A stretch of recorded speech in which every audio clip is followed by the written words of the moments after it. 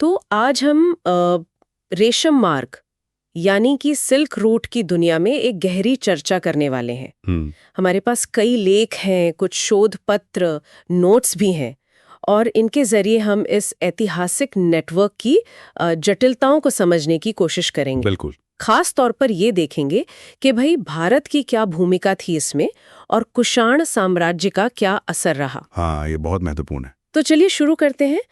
ये silk route जो है ये सिर्फ एक रास्ता नहीं था, है ना? नहीं नहीं, बिल्कुल नहीं। ये तो जैसे सभ्यताओं, विचारों, संस्कृतियों के मिलने का एक पुल था, बड़ा बड़ा जीवंत। सही कहा। ये समझना होगा कि ये कोई सीधी सड़क नहीं थी। अच्छा। हाँ, ये तो चीन से शुरू होकर मध्य एशिया, भारत, फिर पश्चिम एशिया से होते हुए यूरोप और अफ्रीका तक फैला हुआ, मतलब रास्तों का एक पूरा जाल था। एक जाल। बिल्कुल। नाम तो पड़ा चीन के रेशम से, जो बहुत कीमती था उस वक्त। लेकिन यहाँ तो अरे मसाले, रत्न, अलग अलग तरह के कपड़े, धातुएं, हाथी दांत, मतलब अनगिनत चीजों का व्यापार होता था। वाओ। तो सिर्फ चीजें नहीं, मतलब सोच, धर्म, विज्ञान, कला, ये सभी इसी रास्ते पर चल रहे थे। हाँ हाँ, बिल्कुल। ये विचारों का भी महामार्ग था।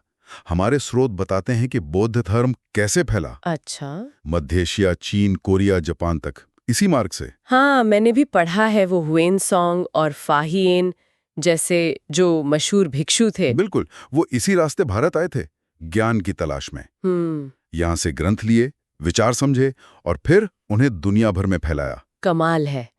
और इसमें भारत की जो लोकेशन है वो तो बहुत स्ट्रेटेजिक रही होगी। एकदम। भारत की भौगोलिक स्थिति बहुत अहम थी। उत्तर पश्चिम भारत जो था, वो जमीनी रास्ते का एक जरूरी हिस्सा था। हाँ। और फिर समुद्री मार्ग भी थे।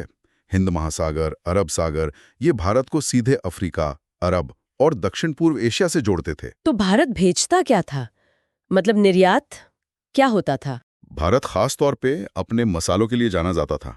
काली मिर्च तो बहुत ही मशहूर थी। अच्छा। काली मिर्च हाँ। और सूती कपड़े, रेशमी कपड़े भी, और कीमती पत्थर, हीरे, नीलम वगैरह। और आता क्या था बदले में?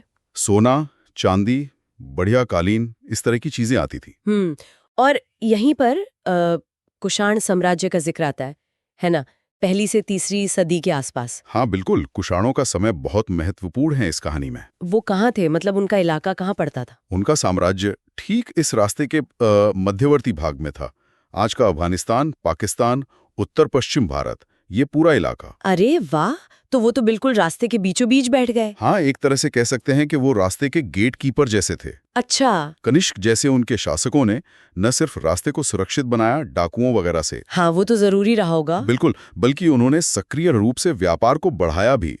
उनकी राजधानियां थी जैसे पुरुषपुर, आज का पेशावर, पेशावर, हाँ। और मथुरा। जी। ये बड़े व्यापारिक और साथ ही सांस्कृतिक केंद्र बन गए। तो उनको फायदा भी बहुत हुआ होगा इससे। जबरदस्त।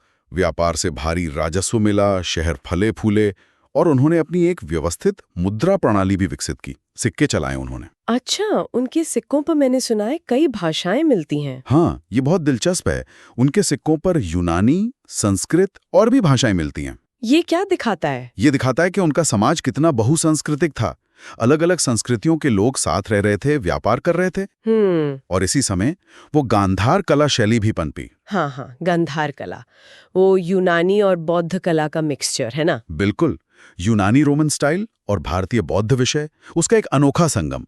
ये दिखाता है कि कैसे संस्कृतियां घुल मिल रही थीं, कला में भी। लेकिन ये रास्ता, मतलब इतना बड़ा नेटवर्क, ये हमेशा एक जैसा तो नहीं रहा होगा। वक्त के साथ बदलाव आए होंगे इसमें। जरूर, बिल्कुल।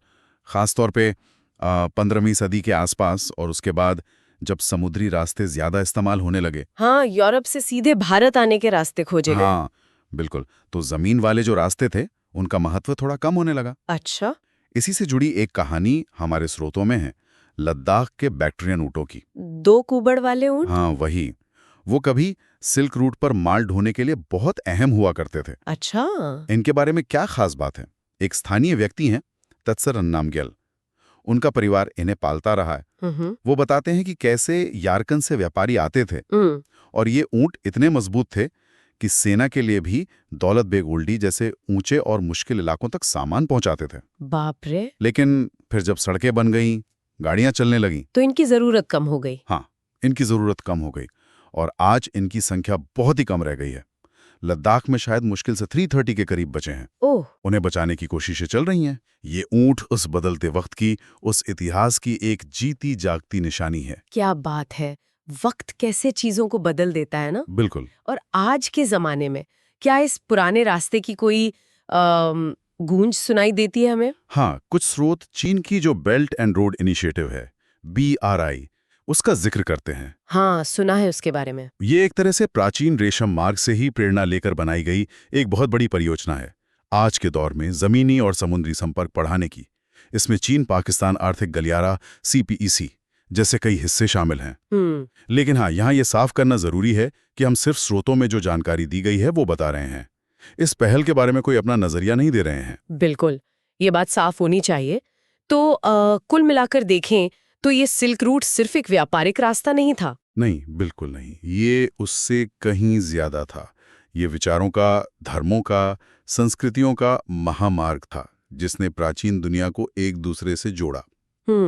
भारत इसमें एक बहुत अहम, एक केंद्रीय भूमिका में था, और कुषाण साम्राज्य ने इसके विकास में, इसे संवारने में बहुत महत्वपूर्ण योगदान दिया। ये दिखाता है कि दुनिया तब भी कितनी गहराई से जुड़ी हुई थी। सही बात है।